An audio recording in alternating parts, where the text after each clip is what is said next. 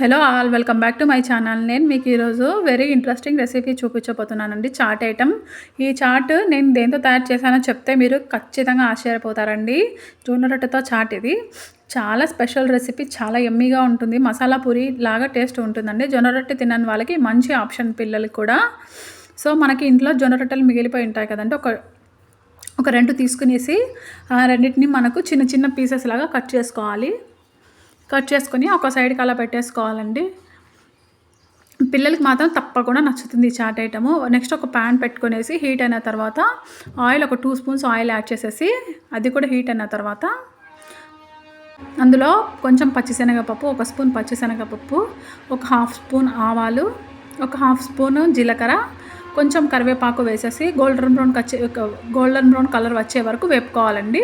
Next ఒక పెద్ద onion, ఒక పెద్ద టొమాటో కట్ చేసుకునేసి సన్నగా అవి యాడ్ చేసేసి మనము కుక్ చేసుకోవాలండి. లైట్గా సాల్ట్ చల్లేసి లిడ్ క్లోజ్ చేసామంటే త్వరగా కుక్ అయిపోతాయి మనకి ఆనియన్స్, టొమాటోస్.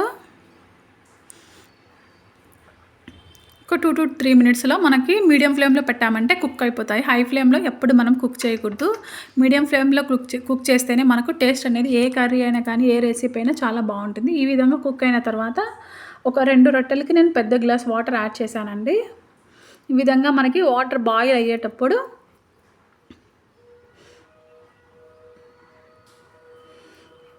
కొంచెం కారము, టేస్ట్కి సరిపడా కారం.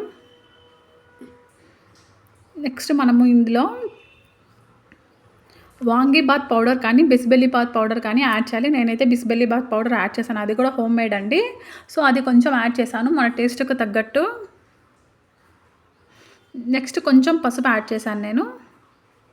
వాటర్ అంతా బాయిల్ అయ్యేటప్పుడు మనం ముందుగానే పీసెస్గా కట్ చేసి పెట్టుకున్నాం కదండి జొన్న రొట్టెల్ని, అది కూడా వేసేసి మనం జస్ట్ థిక్గా, మనకు కన్సిస్టెన్సీ అనేది సెమీ థిక్గా వచ్చే వరకు కుక్ చేసుకోవాలండి. అంతలో మనకు రొట్టె కూడా సాఫ్ట్గా అయిపోతుంది, తినేదానికి చాలా బాగుంటుంది.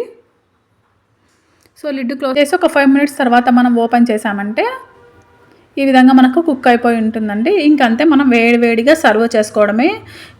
సర్వ్ చేసుకునేసి పైన ఆనియన్స్, లైట్గా లెమన్ కూడా స్క్వీజ్ చేసుకోవచ్చు, చాలా బాగుంటుంది. కొత్తిమీర ఉంటే కొత్తిమీర కూడా యాడ్ చేసుకోవచ్చు, అంటే చాలా టేస్టీగా ఉంటుంది.